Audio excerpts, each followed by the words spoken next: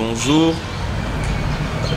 Lelo, plaisir eza lisusu mingi ya biso parce que bon, c'est donner la peine, bon, c'est déplacer vers biso pour que tout mega ko échanger par rapport à l'actualité politique ya mboka na biso parce que ndenge déjà des corps ezali ko lakisa biso, nous sommes dans le cadre il y a enceinte ya UNC où ezali parti cher à l'honorable Vital Kamerhe. Actualité ya mboka na biso par moment esengaka biso to ya ko communiquer à travers bino na ba internautes na ba landinyo sur ba chaîne na bino pour que to meka ko partager en ce qui concerne non seulement l'actualité politique mais mboka na biso parce que au centre de tout de notre combat politique UNC, au centre il y a bah, ambition, au centre de tout c'est d'abord l'intérêt du Congolais, l'intérêt de notre pays. Les lots, comme tous nous le savons, notre président Vital Kamerhe Azali détenu dans la prison à Makala depuis plus de 50 jours. Au Kenya, l'Assemblée nationale, Makamundenge Nandenge, va destituer, Kuna Bazongi Siboye, Cour de cassation. Donc, pour les députés, il y a augmentation, il y a des émoluments. Nous avons des questions où ils ont mouvementé l'actualité.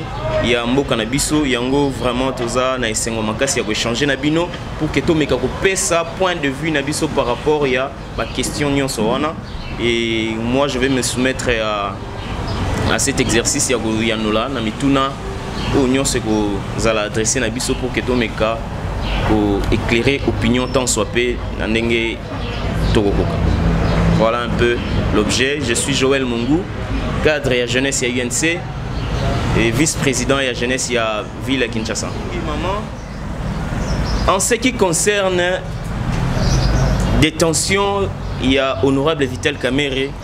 Biso UNC depuis procès wane bandi tozali ko crier dans acharnement politique, tozali ko belela un procès politique et le président Vital Kamerhe yemoko na audience ya Souka a confirmé qu'il y a un certain nombre d'éléments pe asenga ki na ba congolais ba fungula misu pour que procès ya Vital Kamerhe non seulement tozali ko landango en interne mais ti libanda ezali ko landama ba partenaire ya Congo nyoso bazali ko landa parce que la survie la bonne image ya mboka na biso ezali pe ko dépendre na procès wana ezali télévisé. Biso INC to sengaki procès honorable Vital Kamerhe ezala télévisé parce que tozalaki convaincu que honorable Vital Kamerhe azalaki na iloko ya ko bomba devant peuple congolais te. Yango to soutenaki démarche wana et après avoir suivi ba audience nyonso en direct ya prison centrale ya Makala, tu es tombé à la certitude à l'évidence que tous qui na torté ya ko senga procès ya mokonzi na biso Vital Kamerhe ezala télévisé. To kozonga momuke depuis na matete honorable Vital Kamerhe ayaki ko se présenter, ayaki ko collaborer na justice en bon républicain, en un homme respectueux de la loi, de la justice ya mboka na parce que selon biso INC justice ne elevaka mboka. Selon biso INC les deniers publics mbongo ya l'état ezali tellement sacré que ceux qui il faut que le Belayango tokoya vraiment avec tous les sérieux. Yango c'est là que honorable Vital Kamerhe a qui répondre na parquet à matete. Parquet le baki que bazana ba indice sérieux culpabilité, bazana ba preuve après kolanda procès du début à la fin. Lelo l'affaire eza en délibéré. Aucune preuve n'a été apportée pour nous certifier réellement honorable Vital Kamerhe a détourné ki nini, azwa ki nini. Tolandi, M. Jamal, M. Mouima, Bango, Moko Bandimi, qui est bisonde tozwa ki mbongo, to sala ki nango likambubo e songolo paka. Détournement, corruption et zaliba infraction sur le plan légal. Et chaque infraction est un élément constitutif nango. Nous avons l'élément légal, c'est-à-dire définition aux lois, et zali kopesa na infraction. L'élément matériel, c'est-à-dire l'acte posé par l'infracteur, net honorable Vital Kamerhe Balobi qui a détourné, Balobi qui a corrompu. Il faut qu'on passe un acte précis qui est au détournant qui par tel moyen et autant. Les lots congolais n'y sont dans la diaspora, aux en Congo, à Kinshasa, à l'intérieur. Ceux qui sont tous congolais, honorable Vital Kamerhe Bazolandele pour détourner qui combien? Nous avons la réponse à ça. Donc, déjà sur ce point-là, l'élément matériel, il faut cristalliser l'infraction égalité. Or, en matière pénale, ce qui est l'un des éléments constitutifs à l'infraction, ils allaient faire déjà défaut. Donc, moyen, infraction, ils allaient établir, ils allaient établir. Ils sont à UNC, ils allaient établir. Face à absence, il y a preuve. Face, il y a doute, différents témoins qui ont cédé dans le juge. Parce que tout lundi, les témoins qui ont régler les comptes, qui ont rappelé l'honorable Vital Kamerhe Kanda durant le parcours. Mais il y a des preuves et parmi les témoins, il y a une contradiction.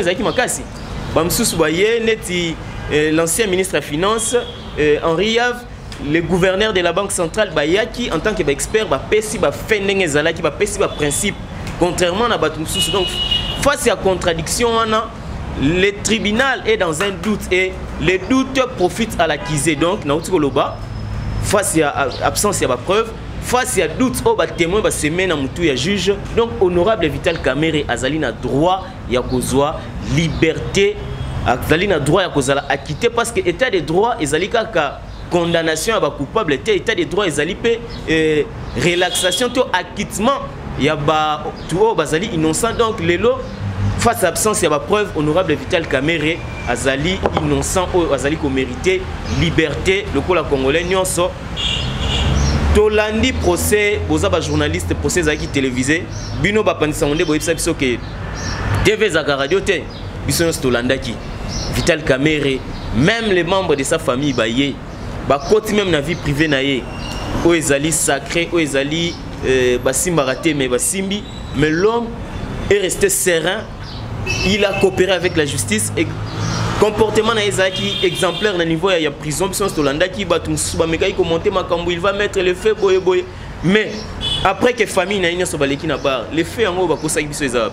Donc yango tozozonga pour dire que ce n'était qu'une création ya bateau bazalaki en face na ye au bazalaki sans argument, sans moyen de défense biso tolobaki tokoya contre pièce.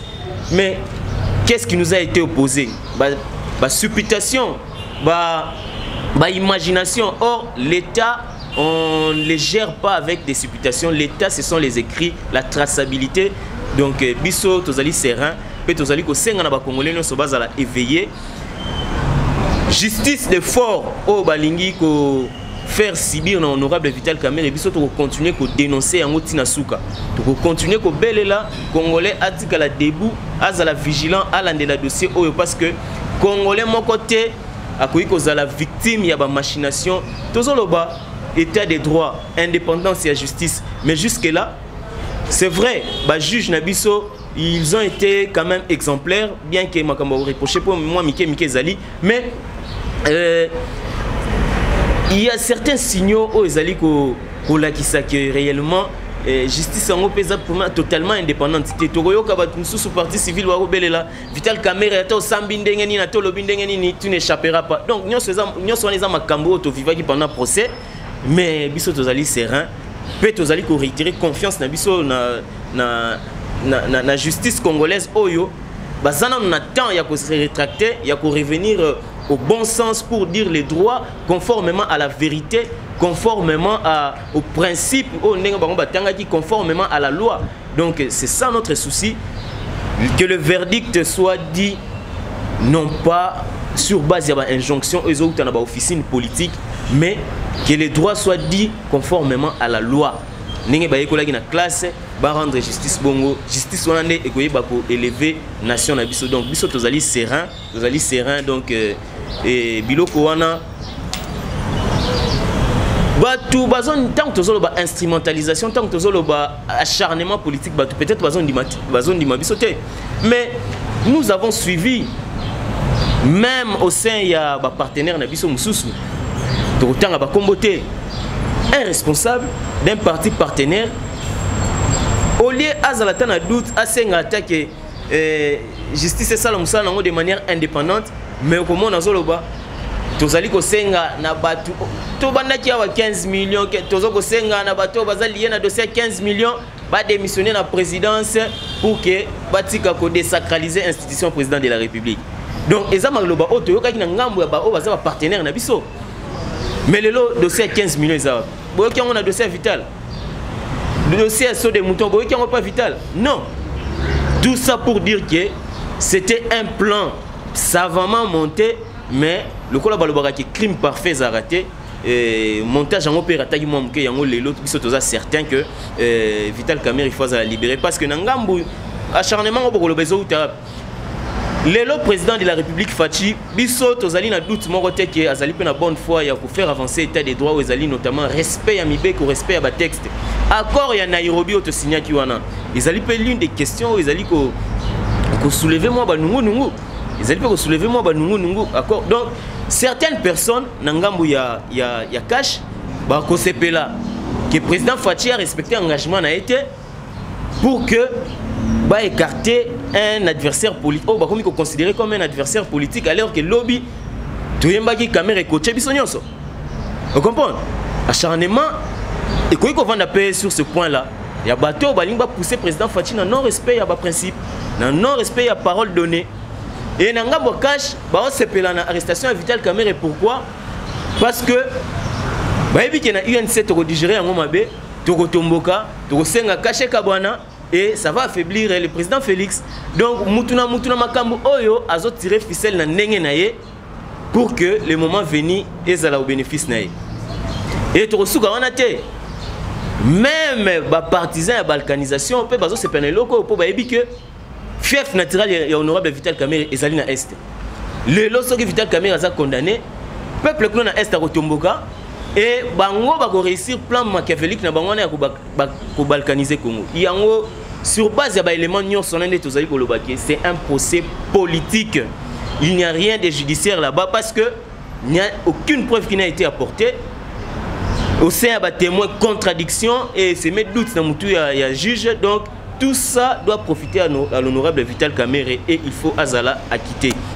Donc voilà un peu s'il faut survoler la situation, il y a procès honorable Vital Kamerhe et le Rotori Koloba. Donc le procès est éminemment politique et honorable Vital Kamerhe voyant éclairé qu'il est, il y a un moment qui n'a clôturé le procès à dénoncer qui projet on a balkaniser mboka à travers le procès na yango boyoka qui a lobby à clôturer na Swahili, na Lingala, na Chiluba, na Kikongo pour dire que Congolais a fungola misu, ce dossier n'est pas que judiciaire, le dossier est éminemment politique. Justice congolaise va bima sous les influences politiques, va rendre droit na bango selon les principes nenge bayekola, selon la loi nenge sengi. Voilà notre souci, biso ba jeune ya UNC, voilà notre souci, biso UNC en général. Mettre les feux. On va mettre les feux en Moutayoka qui a un avocat Koko Kayudi. Yeka Moutayoka qui a un juge Mouyima to regretta qui m'a cassé par rapport à Moussala Malamo à Sala qui a zaki impartial, article qui bat tout Tamba Loba, n'a profité sous à travers la caméra n'a bien rendre un hommage mérité. Juge Mouyima a yoka qui le fait en athée. La greffière Oyo à Sala Kaba PV ba compte rendu à procès. Biso celui qui a ça Moussala Malamo. Toutes les parties balobi qui makambutoloba qui yango mwana mwasi wana komi. Siko mwana mwasi wana mayele ayoka ki le fait wana te. Soka ayoka ki yango na musala malamu azo sala nga koma le fait wana mais tango tangi compte rendu ya procès. Nulle part à évoquer les faits wana donc c'est une création il y a les bâtonniers Koko Kayudi po on dirait bâtonniers so bazaki wana les jours à procès bazaki ba extraterrestre ba kokai koyoka te karaye donc c'était une création et wana kutu tokolanda yango te. Lorsque le président Vital Kamerhe dit que ce n'est pas lui qui est visé, c'est le chef de l'État.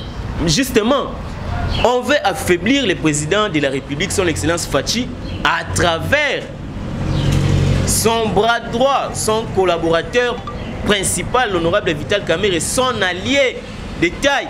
Parce que vous voyez que Genève, c'était avant tout IDPS na UNC. Le lorsque bolongoli UNC bolongoli Vital Kamerhe pemeni ya président Fachi. Eza déséquilibre monene. Tout est comme on a honorable Jean-Marc Kaboun destitué. Le lot tous en a cour de cassation tous sambaga. Vous comprenez? Donc objet il y a des détracteurs et honorable Vital Kamerhe.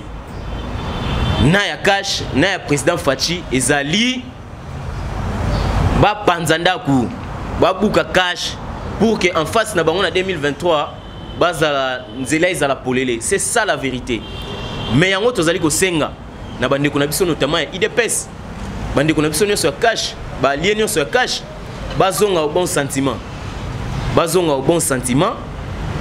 tozonga na idée première au président Vital alobaki to structurer cash to structurer lingomba na biso cash ezala te kaka lingomba ekutanaka soki bangi bakabola ba mandataire ndenge bauti kobima cash etika kozala lingomba kaka soki tongi tokabola ba ministère tozala structurer et ko permettre biso tozala efficace peut-être ba ko remporter ba combat o ezali ko ya lobby soki to lobby to se déchirer entre nous lorsqu'on veut noyer son chien on l'accuse de rage biso na cash to komi ko accuser Vital Kamerhe auto embela ki lobby Kamerhe coaché to komi ko luka ko noyer par des pseudo accusations donc ça ne renforce pas les camps du président de la République yango biso INC tozali ko belela tozonga au bon sentiment ndenge balobaka ke muninga taza mabe corbeau ataza mwindu partout azakata na monta chapembe awa comprendre na FCC to ko reprocher bango nyonso mais côté organisation peut-être ni bango yango bazo dami biso ba pion r moko comprendre donc cash tozonga au bon sentiment to structurer ndaku et ko permettre biso tozala efficace et ko pesa davantage force na président Fachi yango biso INC conscient de cette situation yango président Vital depuis la prison tant que destitué honorable Kambund a sengaki a conseillé qui na bande ko nyonso voie sagesse bien que bayoka kité mais biso sika tozali conscient de la situation honorable Vital Kamerhe a betaki de yangonga tongo to structurer cash donc nyonso wana soki to lobby to analyser yango et nous allons nous en prendre qu'à nous-mêmes et 2023 c'est déjà demain c'est à notre porte donc tous à la distraité bandeko cash bandeko INC IDPS ba lié sur ba parti ou ba accompagner le président Félix en 2018 tous à la distraité tous se réveiller tout autour du président de la République to vandisa makambu to vandisa lingomba et vous permettre biso to longa ba bitumba ezo royal bosso c'est ça notre conviction c'est ça notre priorité pour le moment qui ko appelé batu na soulèvement ya balkanisation té Vital Kamerhe était en clôturer Kosamba nae. Yo kanisi c'était un vin alobaki na Swahili, alobi na Kikongo, alobi na Chiluba, alobi na Lingala. Non, c'était un message. Bato yo bazana mato ya ko comprendre, ya ko yoka miso. Faut pas comprendre que Mboka eza en danger batu bazali déterminé qu'à travers procès à Vital Kamerhe va obtenir condamnation nae quels que soient les moyens même irrégulièrement va obtenir condamnation pour soulever le peuple là-bas. Mais Vital Kamerhe a rappelé na clôture ya Kosamba que le Congo il faut être la moko il faut se vivre ensemble biso bangala ba Congo ba Swahili ba Luba Congo il faut être la moko c'est aussi le lieu pour nous de dénoncer ba velléité tribale auto et comme bota malelo pangi na munu ndugu yangu Chentu. Donc nous sommes là tous vivre yango mais eza important te Congo oyo babluki ko kabolango depuis 1960 la sécession katangaise makambu ndenge na ndenge ba ko réussir te parce que congolais zana posa a continuer ko vivre na Congo na ye ndenge za lelo donc centimètre ata moko te biso na UNC to ko ndima ikende non to linga eloko wana te biso Congo oyo to lingaka oyo intéressera biso eza Congo oyo tozo komona ba Congo ba Luba ba Tetela ba Swahili donc c'est ça le Congo que nous aimons et nous défendons jamais to ko soulever batu ba kina ba balkanisation non mais seulement ceux qui tozali ko senga na peuple atelema azala vigilant c'est pour réclamer et rétablir la vérité yango biso tozali ko senga na UNC ba base na biso nyonso baza na poto baza na Kinshasa na intérieur baza la près ya côté les mela lokuta ya côté les mela moyibi parce que Tomiko Satebiso sto yebi makambu ndenge leki na procès wana mutu moko ina preuve il y a détournement il y a corruption il y a Vital Kamerhe azalité et en vertu ya biloko wana Vital Kamerhe il faut azala quitter et pour cela les juges ont tout intérêt à statuer conformément à la loi et à la vérité. Les députés, bazali ko senga, baba ksela bango $2000 papa. Congo ezaka ya bino. Congo o ezaka ya bino. Bosenga peuple atindaki bino kuna ole bosenga augmentation ya ba enseignant ya ba militaire ya ba infirmier ya ba médecin bino bato bozora déjà 12 000 à 13 000 dollars ba bakisela bino 2 000 dollars ou ils ba blague donc biso Congo oyo toyaki kotika ba député non nga personnellement naza contre démarche wana ba député batika kosakana na souffrance ya population pendant que ba autorité bazali ko bunda ba améliorer conditions de vie à peuple bino une minorité 500 personnes boingo zambonga mboka en otage donc bino ka ande bozana droit ya mituka donc peuple azata na droit de santé peuple azana droit de transport peuple azana droit de sécurité donc nyonso ba député ba richesse nyonso ya Congo et comment ba député non ça to telemela yango et là je vais me référer na passage honorable Vital Kamerhe na Assemblée nationale si je ne m'abuse les salaires des fonctionnaires et Assemblée nationale donc bango bako zatana mawa ba fonctionnaires au bazana Assemblée nationale wana te ba assistant parlementaire na bango bazo combien ils ont 300 500 dollars bazo pe na ba intervalle donc bango ka bazana droit ba bakisaka 2 000 dollars 13 000 15 000 non Congo eza biso nyonso la redistribution des richesses il faut ezala un principe pour na biso nyonso to ko ndimate une minorité bakoma ko sakana na mboka non ça ne peut pas se faire ce qui même biso UNC to ndimaki Vital Kamerhe a qui ne ko répondre a qui ne ko se justifier devant justice c'est parce que le moindre centime du peuple congolais est important pour na biso. C'est dans ce sens-là que nous soutenons que la justice a procès honorable Vital Kamerhe. Vous comprenez? Parce que pour nous, l'argent du peuple est important. Ils sacré d'ailleurs. Ils ont 1 centime, ils ont 1 franc, ils sont sacré. Donc, tu as accompagné les députés dans le schéma de bango il y a continuer à escroquer, à anarquer la population. Biso na UNC. Tous contre des marches et tous soutenir en monté. Binomo vous avez pensé en boye bina ni azoki maloba a qui négocier une augmentation on a betela je maboko mais attends suka va destituer qui mais donc biso na UNC tous contre des marches il y a augmentation et salaire qu'on a défini on a ngai Tomiko Sate génération spontanée dans politique et vous allez rater et vous allez jamais. Tant que le président Fachi a travaillé dans la force politique nyonso. Et c'est partant de cette idée-là que nous avons na FCC tout diriger ensemble. FCC azana ba membre ya gouvernement lelo ba mandataire ba responsabiliser bango ba kombo mususu ndenge lobi za ko déranger peuple. Mais baza ba FCC. FCC atindi ba kombo na bango. Biso na cache to osani. Mais seulement on a sepeli parce que peuple a sous batté. Peuple a comprendre que ça n'a pas tout sous sous confiance dans mboka o. Mais ce que tu as s'incliner c'est parce que ils allaient pas accord, ils allaient pas alliance auto signer qui. Bango ba monique na poste wana il faut batinda ndeko songolo ndeko pakala biso na cache to sani. Mais peuple a comprendre et vérité et ya kana escalier mais finissera par hukumu. Tous ces gens-là qui ont été nommés Congolais et parcours na bango. C'est tout à fait normal à réclamer parce que lobby tobela ki bango badia bulu par rapport à gestion na bango. Les loba ko santo. Non, peuple a droit na ya ko s'exprimer mais en tant qu'acteur politique, je m'incline parce que je sais que ça logique ya ba corps, ils ont logique ya ba signature to poser na mikanda. Donc c'est un peu regrettable mais on n'a pas de choix. Il faut faire avec mais bango peut avoir conscience que cette fois-ci, tu as tout ça la population et non bisomoko. Donc voilà un peu, c'est déplorable, mais on n'a pas de choix. Il faut avancer. Bon.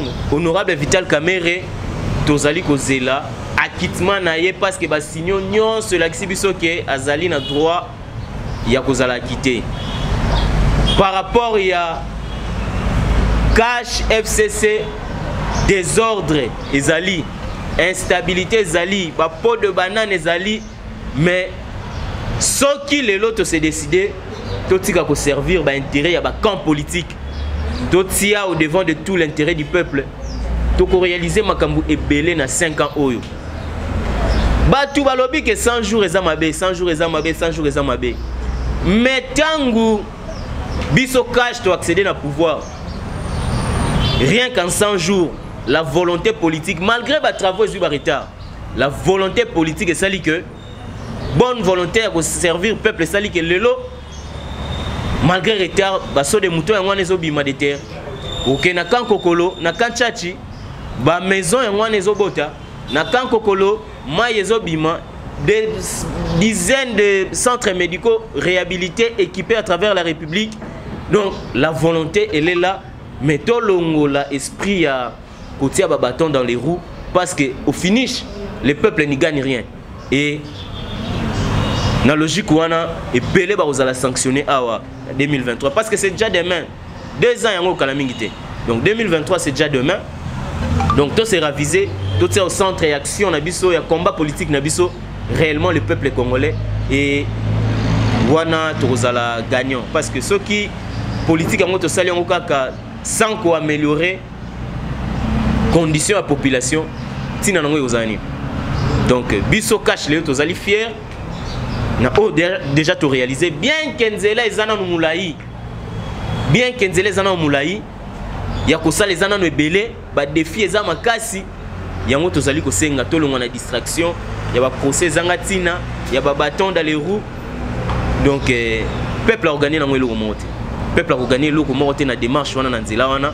Donc tout s'est ravisé, tout est au centre de tout notre peuple à cause de la reconnaissance par nabiso histoire et cause de la reconnaissance on les a te ba voter biso ba pesa biso ba mandat public mais le loba le monde ba côté na histoire ça parce que ba bundaki ba défendaki intérêt peuple et ba politicien le loba ko sala yangote. Donc moi je pense que c'est possible déjà ba tonyon so peuple azobelela wana bazwa ba mbongo des décennies awa 18 ans bazuzi ba mbongo. Mais cette fois-ci, tu vas servir le peuple. Moi, je pense que c'est possible avec un peu de volonté. Voilà, na mukuse o tokoyi koloba pona lelo et Congo ezali mboka na biso. Il faut continuer à croire na changement nango, na évolution nango, na développement nango parce que tozana mboka mususu to kendete mboka na biso ga yango au Congo. Oyo bakoko batikela biso donc ceux qui battent mususu bazana ba nationalité française, belge, biso tozaka na mboka moko Congo. Tozana esika mususu to kimela te. Bana na biso, bakoko na biso, il faut bakuta un Congo transformé pe ba sepela na musala o bakoko na bango ba papa na bango basalaki. Donc c'est très important. Voilà na mukuse o tokoyi koloba pona lelo. Merci beaucoup.